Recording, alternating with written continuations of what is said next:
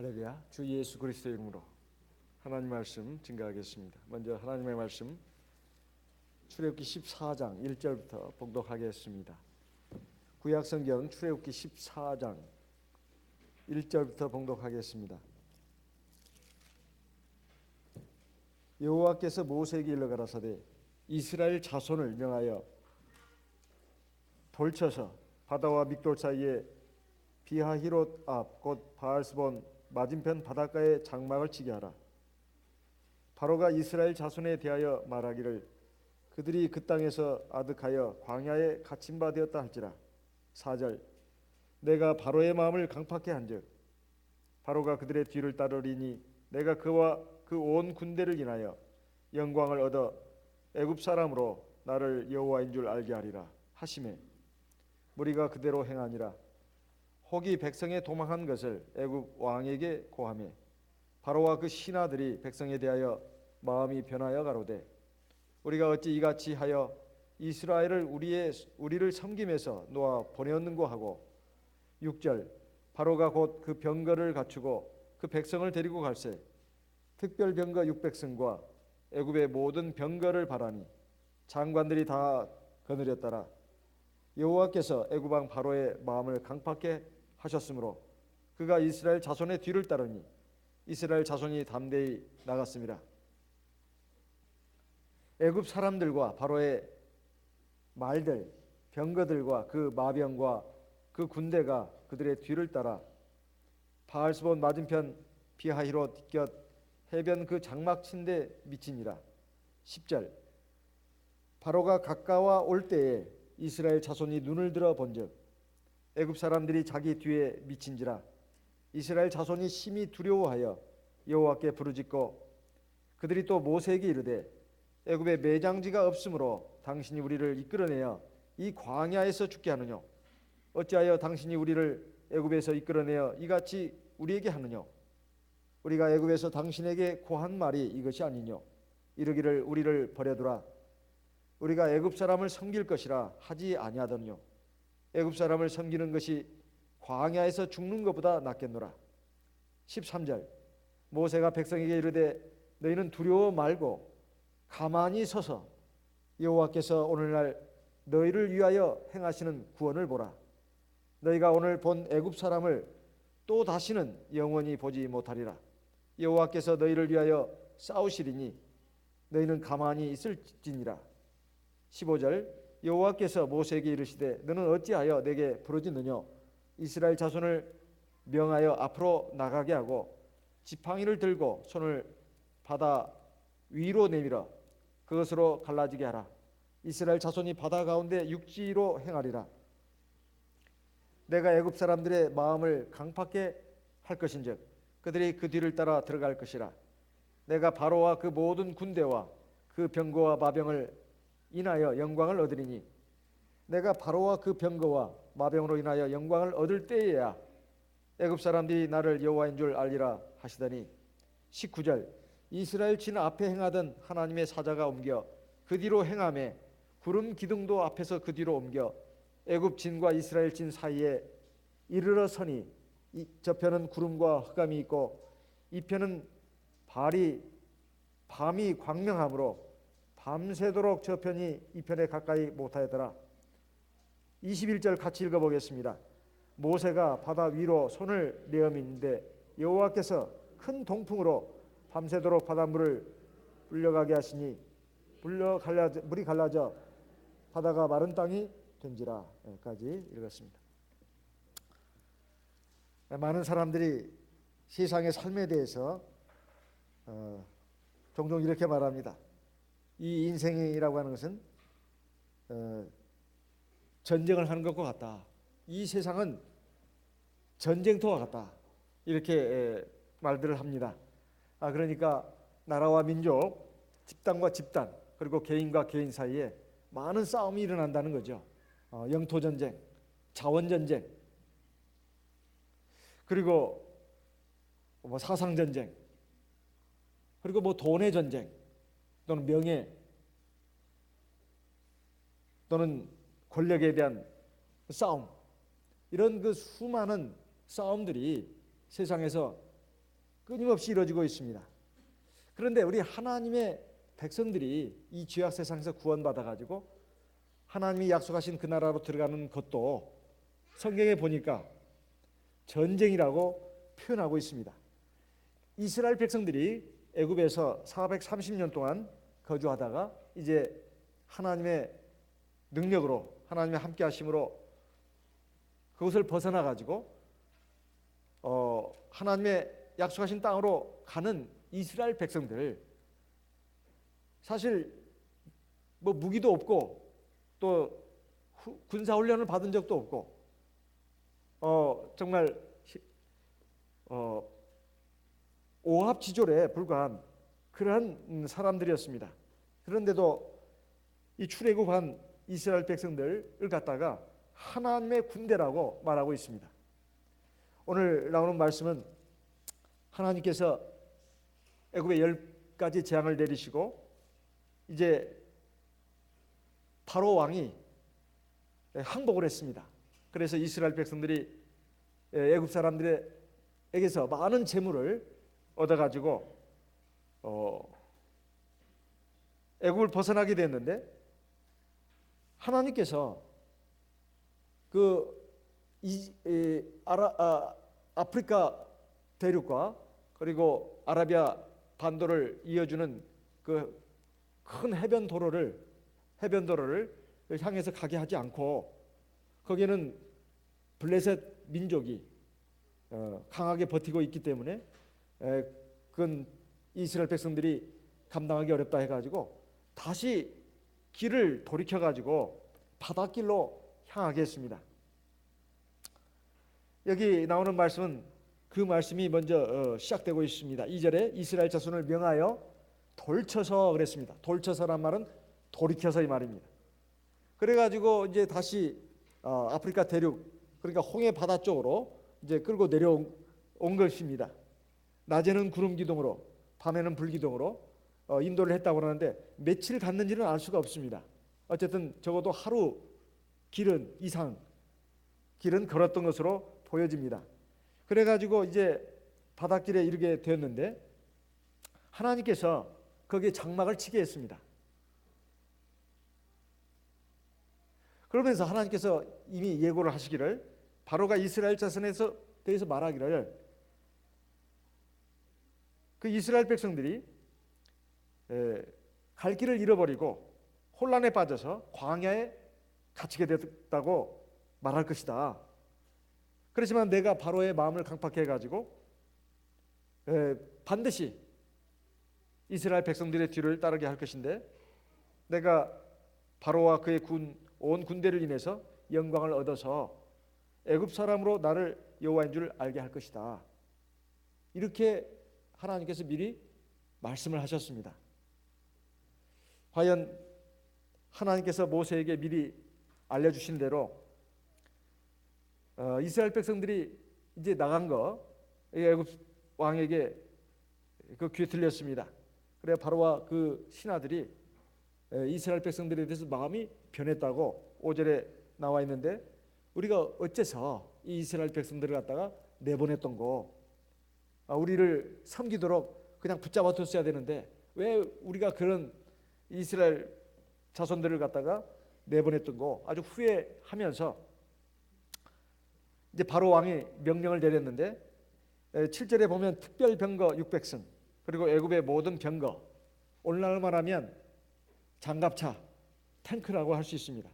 가장 강력한 무기, 그리고 군사들을 이제 보냈습니다. 여기 보면 애굽의 모든 병거라고 말하고 있는데, 애굽에 있는 모든 그 좋은 무기들을 갖다가 총 동원해 가지고 또 장관들이 거느리게 해서 이스라엘 백성들을 추격하게 했습니다. 그런데도 불구하고 하나님께서 이스라엘 백성들이 이제 담대한 마음을 가지고 앞으로 행군해서 나갔다고 나옵니다. 왜 하나님께서 이스라엘 백성들을 평탄하게 해변길을 따라서 가나안 땅으로 들어가게 하면 될 걸 갖다가 어떻게 이렇게 하나님께서 다시 밑으로 내려오게 해가지고 홍해 바다에 직면하겠냐 이 말입니다. 첫째는 여기 하나님께서 바로의 마음을 강팍해 하셨다는 말이 나오는데 이것은 표면적인 이유입니다. 여기에 하나님께서 이유를 밝혀놓고 있는데 내가 바로와 그의 온 군대를 인해서 하나님의 영광을 나타내고 애굽 사람들에게 내가 여호와 하나님인 것을 알게 해주겠다, 이렇게 지금 말씀하고 있습니다. 그러니까 하나님은 이스라엘 백성, 그러니까 하나님이 택한 이스라엘 백성에게 뿐만 아니라 세상 나라 백성을 대표하는 애굽 사람들에게도 내가 여호와 하나님인 것을 알게 해주겠다. 이걸 다른 말로 하면 구약 성경에서 여호와 하나님이다, 여호와 하나님이다 하는 말은 유일하신 참신이라는 뜻입니다. 당시에 세상에는 많은 잡신들이 있었고 그것을 신으로 알고 섬기는 많은 나라들과 민족들이 있었습니다. 그러니까 하나님은 자기 백성들뿐만 아니라 세상 백성들에게도 하나님만이 유일한 참신인 것을 알게 해주겠다는 거예요. 그러기 위해서 지금 이스라엘 백성들을 홍해 바다로 이끌어 왔다는 겁니다. 물론 하나님은 이스라엘 백성들을 애굽에서 구원하시는데 목표가 있습니다.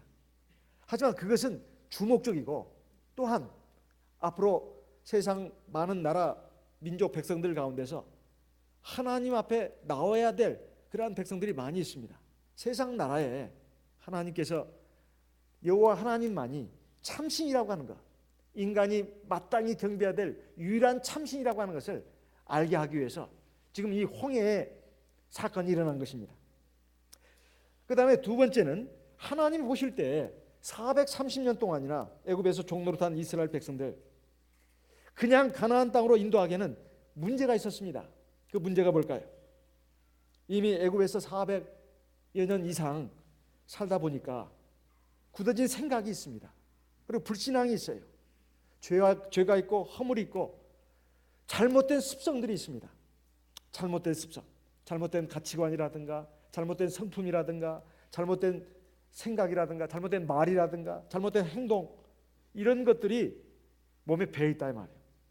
이것을 청산하고 가나안으로 데리고 가야 되는데 그 첫 번째 관문이 바로 이 홍해 바다입니다. 이 홍해 바다를 건너는 거, 이걸 통해서 이스라엘 백성들에게 완전히 하나님을 향한 온전한 믿음을 갖게 해야 되겠다고 하나님은 작정을 하신 겁니다. 하나님을 믿는다 하면서도 사실은 믿지 않는 그런 모습들이 하나님의 백성들에게 얼마나 많이 나타나는지 모릅니다. 과연 그랬습니다. 이스라엘 백성들이 애굽에 10가지 재앙 내릴 때만 해도, 그리고 하나님이 자기들을 지켜주실 때만 해도 이야 굉장하다, 대단하다, 진짜 하나님만이 참신이고 우리가 그의 백성인 것이 얼마나 감사한 일이고 얼마나 행복한 일인가, 이렇게 생각을 했을 겁니다. 그리고 마지막 10번째 재앙 때는 애굽의 방방곡곡에서 거대한 울음소리가, 방성대곡이 퍼졌습니다. 초상을 안 당한 집이 없어요. 그런데 오직 이스라엘 백성의 집만이 안전했습니다. 하나님께서 지켜주셨으니까.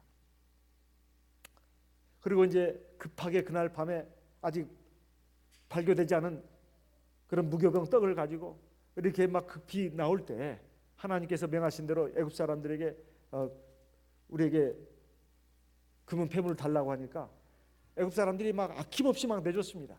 어서 빨리 가라고, 어서 빨리 가라고, 제발 이 나라를 떠나라고.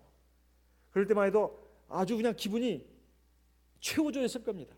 세상에 이런 일이 다 있나, 이건 정말 우리가 꿈꾸지 못한 일들이다.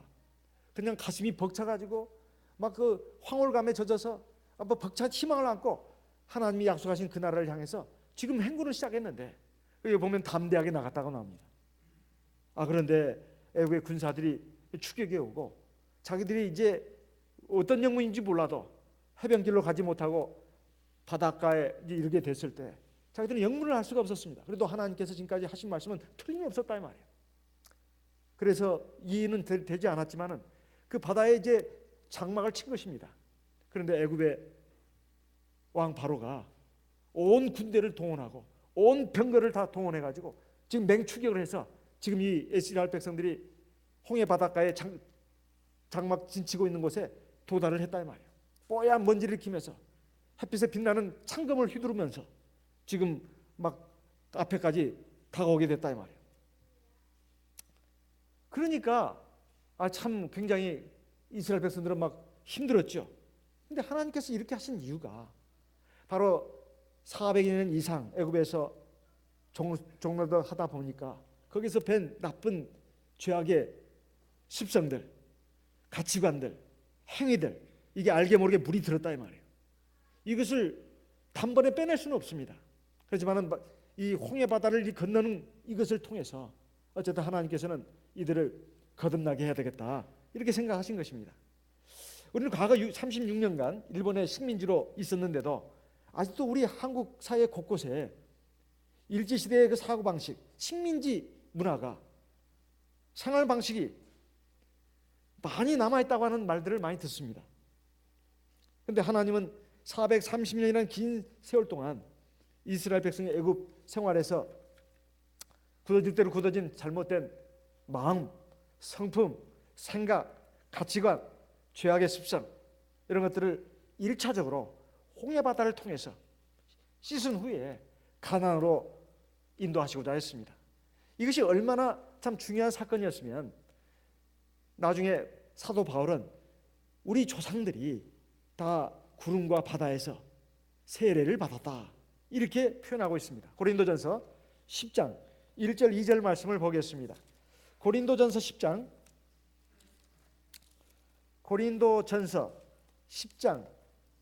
1절 2절 형제들아 너희가 알지 못하기를 내가 원치 아니하노니 우리 조상들이 다 구름 아래 있고 바다 가운데로 지나며 2절 같이 읽어보겠습니다. 모세에게 속하여 다 구름과 바다에서 세례를 받고 홍해 바다를 건넌 이 사건을 하나님은 사도 바울의 입을 통해서 그걸 세례 받은 것이다 이렇게 지금 말하고 있습니다. 그래서 바다 밑바닥 마른 땅을 건넌 것을 갖다가 세례 받은 것으로 표현하고 있다 이 말입니다. 이렇게 하나님의 그 깊으신 뜻이 있었던 것입니다. 그런데 바로는 과연 하나님이 예고하신 대로 마음이 강팍해져 가지고 수단과 방법을 총동원해서 지금 하나님의 백성들을 추격을 했습니다. 사실 이 세상에서의 하나님의 백성들에 대한 마귀의 그 공격도 이와 같습니다. 온갖 수단 방법을 다 동원합니다. 온갖 수단 방법을 다 동원해요. 여기에 애굽에 있는 모든 병거, 모든 군사 다 동원했다고 되어 있습니다. 마귀도 마찬가지입니다. 하나님의 백성들, 하나님이 어디가 약한지, 어디가 부족한지, 어디가 허점이 있는지 아주 정확하게 압니다. 그래가지고 그것을 집중 공략한다 이 말이에요. 그리고 결국 쓰러지게 하는 것입니다.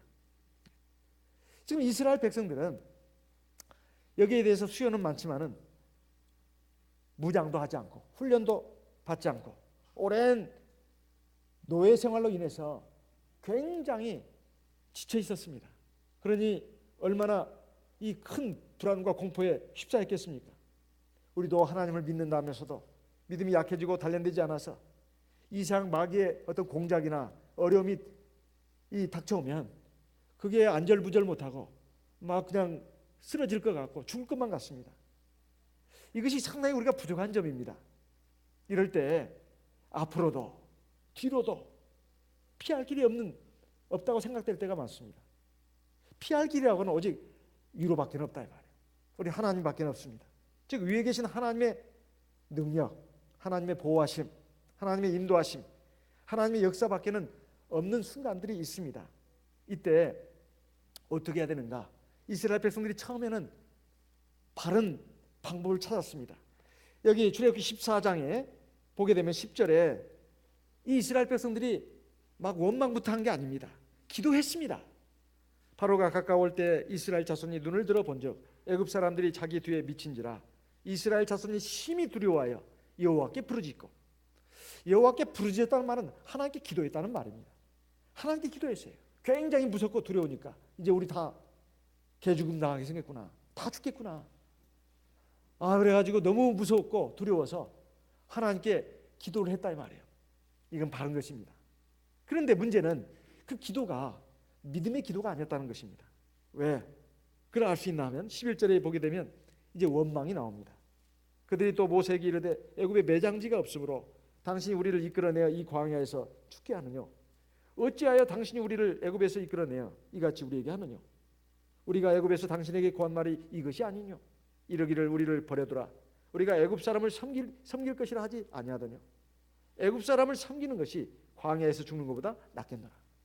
지금까지 여러 가지 우여곡절 있었지만은 고달프고 힘든 그런 과정도 있었지만 하나님이 주권적으로 이스라엘 백성들을 붙들어 가지고 또 많은 권능을 보여주시면서 애굽 사람들 그냥 꼼짝 못하게 하고 아주 박살을 내다시피 하고 그리고 결국은 하나님이 큰 권능의 오른팔로 이끌어내셔서 지금 이게 인도하고 가는 중인데 아니 지금 애굽 사람들이 코앞에 닥쳤다 해가지고 이렇게 무서워서 난리 법석을 피우고 하나님께 기도한 것은 처음에는 신앙적인 행위 같았습니다. 그런데 기도하자마자 그냥 막 원망, 불평, 아우성이었습니다. 하나님께 기도는 하면서도 말과 행동은 믿음의 말도 아니고 믿음의 행동도 아닙니다. 원망과 저주였습니다. 사실 이걸 보면은 이스라엘 백성들 참 이거 너무했다 이렇게 말할 것이 아닙니다. 우리도 지난날 하나님의 많은 역사, 권능 이걸 체험했으면서도 당장 오늘 내 앞에 닥친 어려운 문제, 고통스러운 문제 이거 있을 때 하나님께 기도를 하면서도 여러 가지 인간적인 모습, 행동으로 나갈 때가 얼마나 많았습니까? 사실 이스라엘 백성들이 애굽에서 겪은 것은 놀라운 일들입니다. 하나에서 10가지 이건 정말로 어마어마한 일들이다 이 말이에요. 세상에 어떻게 이런 놀라운 권능과 기적들이 일어날 수 있냐 이 말이에요. 이것을 지금 불과 짧은 기간 동안에 다 체험한 것입니다. 그러면 보통 사람 같으면 아유 진짜 하나님 살아계셔. 어떠한 일이 나도 하늘이 두 쪽이 나도 땅이 갈라져도 나는 하나님에 대한 믿음 그리고 하나님 말씀 절대적으로 믿고 따를 거야. 어떠한 환난이 오고 눈보라가 몰아쳐도 어떠한 그 불가능한 그 상황이 내 앞에 펼쳐져도 그리고 칼날이 내 목을 당장 겨눠도 나는 절대로 하나님 믿는 이 신앙 그리고 의지하고 하나님께 맡기고 하나님 말씀을 따라가는 이 신앙을 난 절대로 약하게 가지지 않을 거야. 이건 결심을 100번, 1000번, 10,000번을 해도 사실 부족한 것입니다. 그런데 지금 애굽 사람들이 와가지고 지금 자기들 죽이고 있다. 지금 위험한 상황만 보는 겁니다. 지금까지 하나님이 어떻게 함께 하셨고 역사하셨는지 하나님의 그 위엄과 영광을 얼마나 놀랍게 나타냈는지 이것은 온데간데 없어요. 그냥 눈앞에 당면한 그 어려운 현실만 그리고 아주 급박하고 위험천만인 그런 현실만이 지금 압도를 하고 있습니다. 그러면서 하는 말이 우리를 왜 내버려 두지 않았냐. 당신이 뭔데 우리를 이끌어내 가지고 여기까지 와서 우리를 죽게 하느냐. 애굽에 매장지가 없냐 묘지가 없냐. 막 원망 불평입니다. 당신이 뭔데 우리를 이끌어내 가지고 여기까지 와서 우리를 생으로 죽게 하느냐. 이런 식으로 하면서 막 원망을 하는 것입니다. 이것이 바로 이스라엘 백성들의 믿음의 현주소였습니다. 그런데 오늘 우리도 살아가면서 이런 일을 적잖이 할 때가 많습니다. 눈앞의 현실이 마치 결론인 것처럼 생각을 한다 이 말이에요. 그게 나의 믿음을 바로 세우고 나의 속사람을 바로 세우기 위한 하나님의 훈련장인 줄 모르고 그리고 나에게 더 나를 다듬어 가지고 온전케 해서 하나님이 기뻐하시는 온전한 백성으로 그래가지고 거기다 온전한 은혜와 복을 내려주시고자 하는 그런 하나님의 인도하신 그 섭리인 줄을 우리가 미처 깨닫지 못하고 그냥 눈앞에 현실만 놓고 막 불평하고 원망하고 저주하고 낙담하고 좌절하는 이런 모습이 우리에게도 아마 적지 않았을 거라고 생각이 됩니다. 모세는 어떻게 했습니까? 여기에 대해서 담대한 믿음으로 이스라엘 백성들을 격려했습니다. 13절에 보게 되면 모세가 백성에게 이르되 너희는 두려워 말고 가만히 서서 여호와께서 오늘날 너희를 위하여 행하시는 구원을 보라. 너희가 오늘 본 애굽 사람을 또 다시는 영원히 보지 못하리라. 여호와께서 너희를 위하여 싸우시리니 너희는 가만히 있을지니라. 하나님께서 이미 모세에게 말씀을 하셨습니다. 내가 이스라엘 백성들 애굽에 온 군대를 인해 가지고 영광을 내가 얻은 후에야 그들이 내가 여호와 하나님을 알게 할 것이다. 그저 이 말만 했습니다. 이스라엘 백성들을 어떻게 구원하실지, 모세야 너희가 바닷가에 가거들랑 아무 걱정하지 마라. 내가 바다를 열어줄 거야. 그리고 거기 숨겨놓은 길을 너희에게 걷게 할 거야. 이거 구체적으로 말씀하지 않았습니다. 내가 바로와 온 그 군대를 인해서 영광을 얻은 후에야 그들이 내가 여호와 하나님인 것을 알 것이다. 딱 이 말씀만 하셨습니다. 근데 모세는 그 하나님의 말씀은 굉장히 추상적입니다. 구체성이 없어요. 그리고 그럼에도 불구하고 모세는 하나님께서 어떻게 지금까지 자기와 자기 백성들을 보호하시고 인도하셨는지 그걸 하나도 잊어버리지 않았습니다. 그러니까 아무 걱정 안 했다 이 말이에요. 지금 무서운 상황이고 절망적인 상황입니다. 그래서 모세는 백성에게 말했던 것입니다. 두려워 말고 가만히 서서 여호와께서 오늘날 너희를 위하여 행하시는 구원을 봐라. 너희가 오늘 본 애굽 사람을 또다시는 영원히 보지 못하리라. 14절의 말씀은 하나님께서 너희를 위하여 싸우시리니 너희는 가만히 있으지. 하나님께서 이스라엘 백성들을 위해서 싸움을 하시겠다는 겁니다. 그러니까 이제 그렇게만 이스라엘 백성들을 격려한 것이 아닙니다. 이게 정말 중요한 것은 담대한 믿음으로 이스라엘 백성들을 격려했다는 것입니다. 이미 하나님이 주신 말씀이 있습니다. 그 말씀에 의거해서 지금 이스라엘 백성들을 격려했다 이 말이에요. 두려워하지 말고 믿음에 굳게 서라. 불평하지 말고 두려워하지도 말고 가만히 있어라. 하나님께서 너희를 위해서 싸워주실 것이다. 그리고 너희를 구원하실 것이다. 그리고 하나님께 기도했습니다. 14절에 보면 15절에 보면 여호와께서 모세에게 이르시되 너는 어찌하여 내게 부르짖느냐. 모세가 하나님께 기도했다는 말을 여기서 간접적으로 지금 표현하고 있는 겁니다. 지금 하나님이 모세에게 지금 책망하신 내용일까요? 그거 아닙니다. 너는 왜 나한테 부르짖느냐? 너 기도하지 마라. 이거 엉뚱하게 또 오해를 하면 또 그렇게 오해를 합니다. 그거 아닙니다. 기도 내가 다 들었다 이 말이죠. 너 왜 너 기도만 하고 있냐? 내가 지금 네 기도 다 듣고 응답을 했다. 너는 빨리 이스라엘 자손을 명해가지고 앞으로 나가게 해라.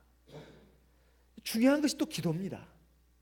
우리가 믿음의 말을 하는 것이 굉장히 중요합니다. 하나님의 말씀을 근거로 해서 우리가 상황은 어렵고 힘들어도 믿음의 말을 하는 것이 굉장히 중요합니다. 두 번째는 기도하는 겁니다. 그러니까 하나님이 그런 모세의 모습을 보시고 응답을 하신 거예요. 너는 왜 지금 계속 기도만 하고 있냐? 어서 눈 떠라. 서서 눈 뜨고 지금 내 말을 들어라. 이스라엘 자손을 명해가지고 앞으로 나가게 해라. 명령을 내리라는 거예요. 바다를 향해 나가게 하라는 겁니다. 바다를 갈라서 길을 내놓고 나서 하나님께서 이스라엘 백성에게 앞으로 가라고 명한 것이 아닙니다. 너는 이스라엘 백성에게 명령을 내려라. 이게. 앞으로 침문하라고.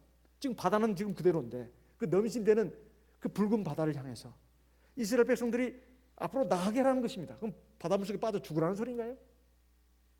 그거 아니죠. 우리는 다 알고 있습니다. 우리는 결론을 아니까 그 말이 심각하게 들리지 않습니다. 사실은 하나님은 길도 아닌 길을 가라고 하는 것입니다.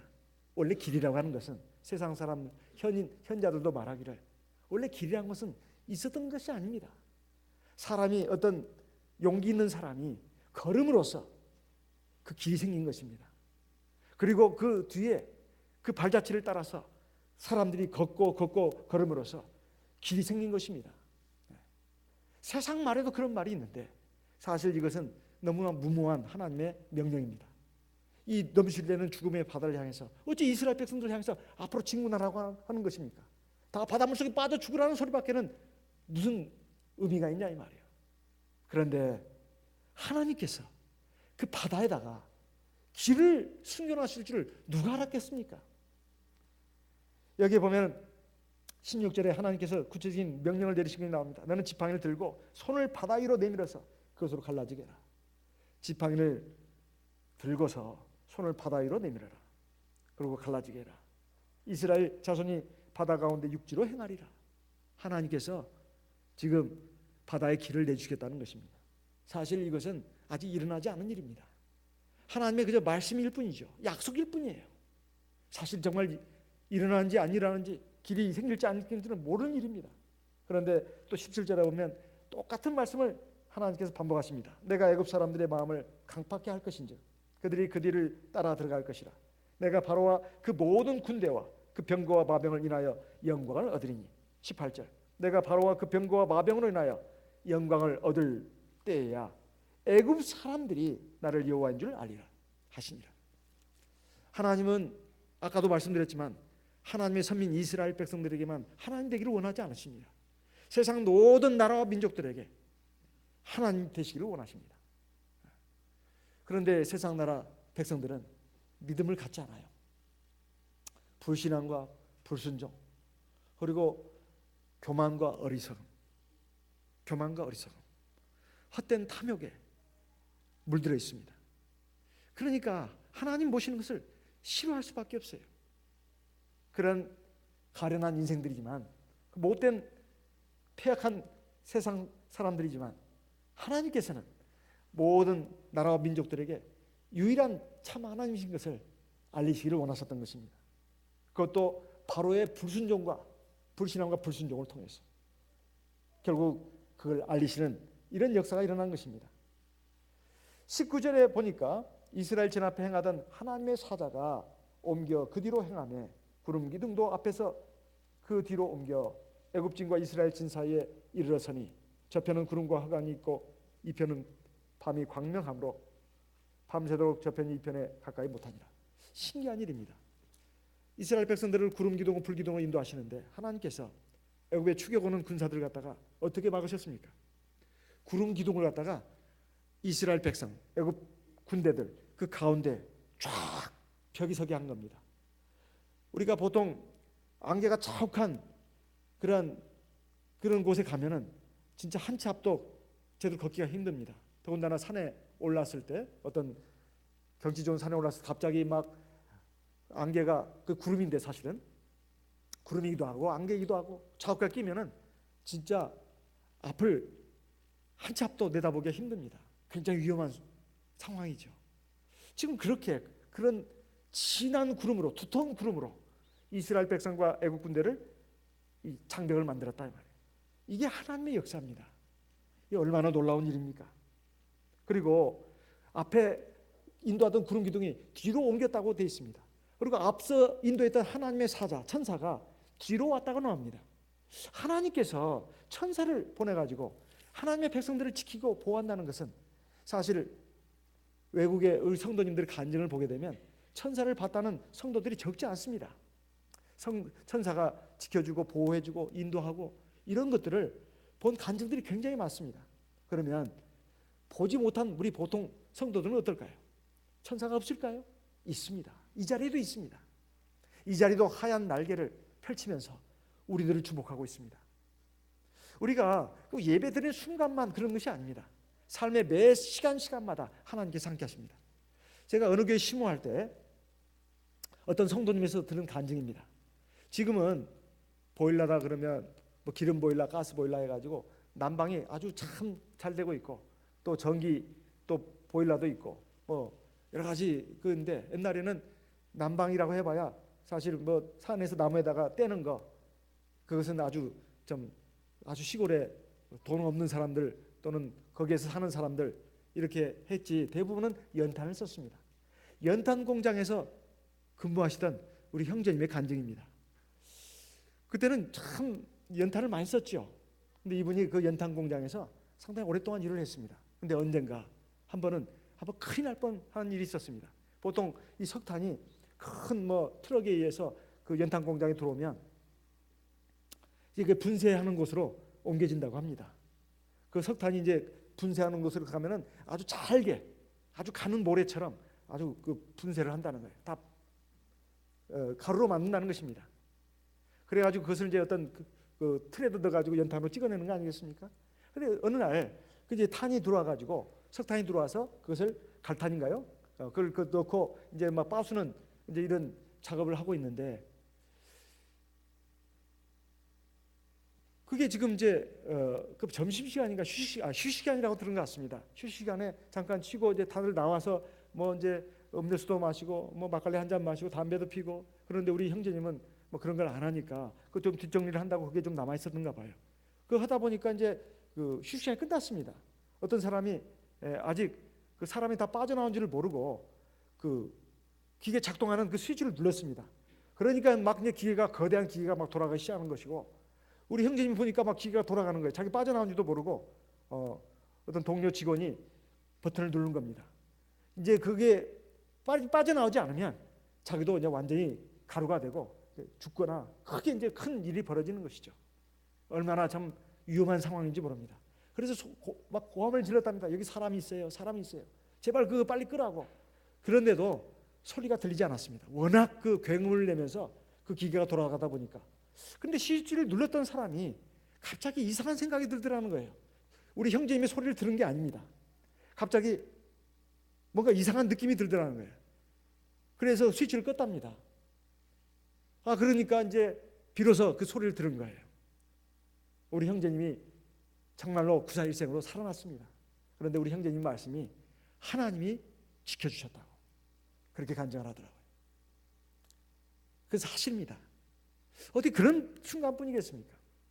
우리가 평온할 때나 고난을 당할 때나 기쁠 때나 슬플 때나 즐거울 때나 괴로울 때나 우리가 잘 때나 일할 때나 하나님께서 항상 천사들을 보내가지고 우리를 지켜주고 있습니다. 시편 34편을 보겠습니다.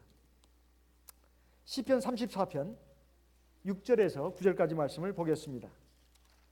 시편 34편 6절, 이 곤고한 자가 부르짖음에 여호와께서 들으시고 그 모든 환난에서 구원하셨도다. 7절 같이 읽어보겠습니다. 여호와의 사자가 주를 경외하는 자를 둘러 진치고 죄를 건지시는도다. 너희는 여호와의 선하심을 맛보아할지어다. 그에게 피하는 자는 복이 있도다. 너희 성도들아 여호와를 경외하라. 저를 경외하는 자에게는 부족함이 없도다. 꼭 어떤 위험한 순간에만 나를 지켜주시는 것이 아닙니다. 나를 하나님의 백성으로 택하시고 불러내시고 구원의 옷을 입혀주신 그 하나님은 우리가 하나님 나라 저 천상에 갈 때까지 눈동자처럼 지켜주시고 권능의 오른팔로 붙들어주시고 사랑의 날개로 지켜주신다고 했습니다. 물론 가는 가운데 때로 아플 수도 있고 넘어질 수도 있고 또 괴로운 일도 만날 수 있고 또 슬픈 일도 만날 수 있고 또 실패 같은 일도 만날 수 있습니다. 그것은 하나님께서 우리를 훈련하시는 것입니다. 우리가 다 하나님 나라에 갈 때까지는 다 부족합니다. 우리의 부족한 거 채워주시고 잘못된 거 바로잡아 주시고 더러운 거 정결하게 해주시고 추한 거 아름답게 해주시고 어리석은 거 지혜롭게 해주시고 그리고 약한 거 강하게 해주시고 악한 것은 선하게 만들어주시는 그 과정으로서 수단으로서 우리에게 고난과 역경 여러 가지 어려운 일들도 만나게 하시는 겁니다. 그렇다 해서 우리가 그것 때문에 죽거나 넘어지지 않습니다. 우리가 믿음을 가지고 하나님 말씀을 따라서 가면 하나님께서 우리를 평강의 길로 인도하십니다. 고난 중에도 유리바다 같은 평안이 있고 그걸 누릴 수 있습니다. 모세는 하나님께 기도했더니 하나님께서 이렇게 명령을 내리셨습니다. 그랬더니 천사가 이렇게 벌써 역사를 하는 거 아니겠습니까? 앞에 있는 구름 기둥을 뒤로 옮겼습니다. 그리고 천사들이 지금 이스라엘 백성들 앞에서 인도했는데 뒤로 와서 지금 보호를 하는 것입니다. 이 모세의 순종으로 인해서 믿음과 순종으로 인해서 하나님의 놀라운 구원의 역사가 일어났습니다. 출애굽기 14장에 이제 21절에 보게 되면 모세가 바다 위로 손을 내어 미르니까 하나님께서 큰 동풍이 밤새도록 바닷물을 물러가게 하셨습니다. 그래서 물이 갈라져서 그 바다에 마른 땅이 나타났습니다. 이것은 정말로 놀라운 하나님의 역사입니다. 이곳을 향해서 이스라엘 백성들이 이제 앞으로 쭉 이제 행군해서 통과를 합니다. 그때 애굽의 군사들도 이제 그 뒤를 따라서 들어갑니다. 그래가지고 그 병거 바퀴가 결국은 그 바다에 난 그 땅에 이제 막 뭐 벗겨져 가지고 아주 달아가기가 굴러가기가 힘들게 만들었습니다.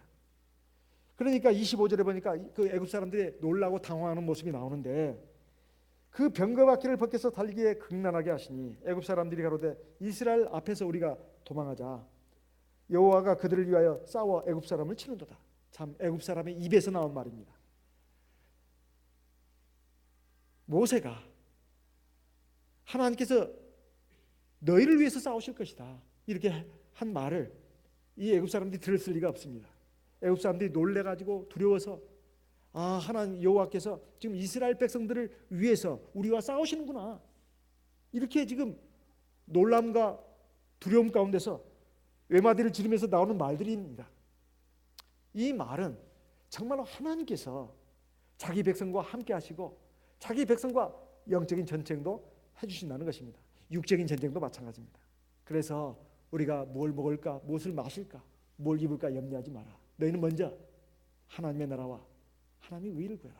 그리하면 이 모든 것을 너희에게 더하시리라. 여기 하나님께서 모세에게 또 명을 내렸습니다. 26절에 보면 네 손을 바다 위로 내어밀어서 애굽 사람과 그 병거들과 마병들이 위에 다시 바닷물이 합쳐지게 해라. 그래서 27절에 하나님이 그 명을 받아서 그 손을 바다 위로 내밀었습니다. 그러니까 새벽에 이제 시간이 다 돼가지고 바다의 모든 것이 회복이 됐습니다. 그래가지고 애굽 사람들이 그 물 가운데 빠져가지고 모두가 다 죽었다고 다 있습니다. 28절에 보면 물이 다시 흘러 병거들과 기병들을 덮쳐 그들의 뒤를 쫓아 바다에 들어간 바로의 군대를 다 덮고 하나도 남기지 아니하더라. 이것이 바로 하나님의 구원의 역사입니다. 또한 심판의 역사입니다. 하나님의 구원과 심판의 역사가 아주 극명하게 나타난 장소가 바로 홍해바다입니다. 하나는 믿음과 순종, 하나는 불신앙과 불순종.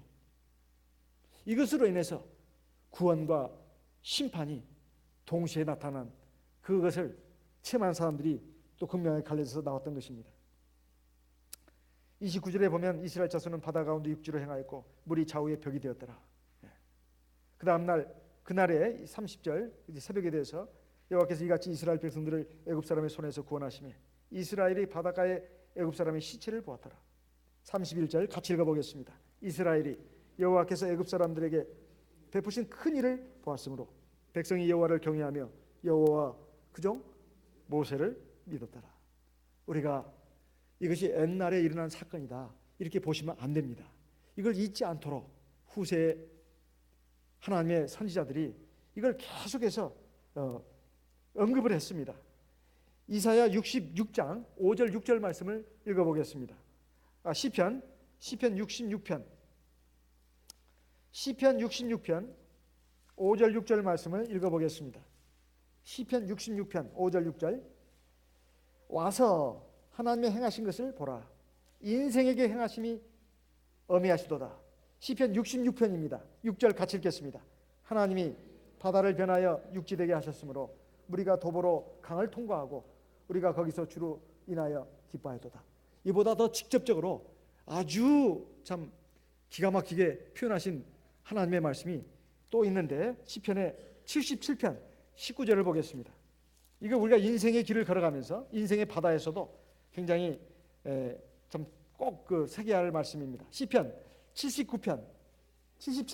시편 77편 19절입니다. 시편 77편 19절 같이 읽어보겠습니다. 주의 길이 바다에 있었고 주의 첩경이 큰 물에 있었으나 주의 종적을 알 수 없었나이다. 주의 백성을 무리양같이 모세와 아론의 손으로 인도하셨나이다. 여기에 보면 주의 길이 어디 있었다고요? 바다에 있었고 바다는 길이 있습니까 없습니까? 아니면 뭐 배 타고 가면 있죠. 바닷길이라고 항로라고. 그런데 우리가 실제로 바다에 서보면 발에 그 바다에 길이 있냐 이 말이에요. 저 거가대교라고 거제도와 부산을 잇는 그 수중 그 지하도가 있긴 있습니다. 그건 인간이 만든 것이죠. 하지만 바다를 갈라가지고 마른 땅으로 길을 만든 일이 있냐 이 말이에요. 인간의 힘으로 없습니다. 우리가 정말 나는 어떻게 살아야 할지 모르겠어.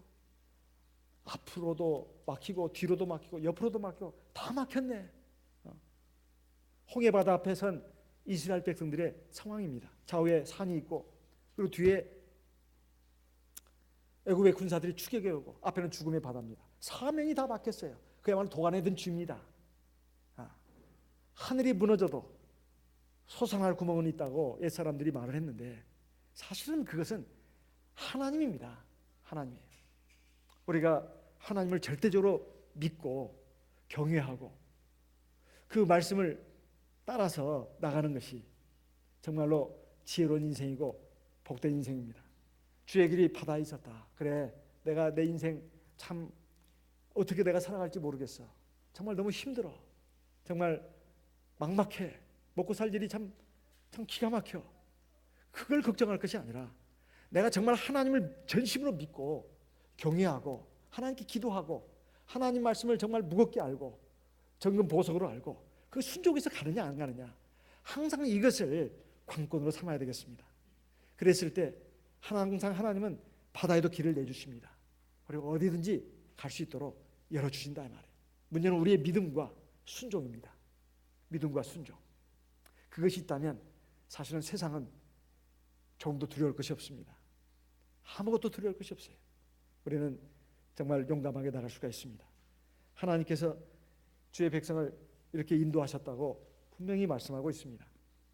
우리 이 말씀을 마음에 새기면서 우리 하나님께 기도하겠습니다. 나와 내 가족을 위해서, 우리 교회를 위해서, 또 총회를 위해서, 또 시간 되신다면 이 나라 민족을 위해서도 기도하도록 하겠습니다. 다 같이 기도하겠습니다.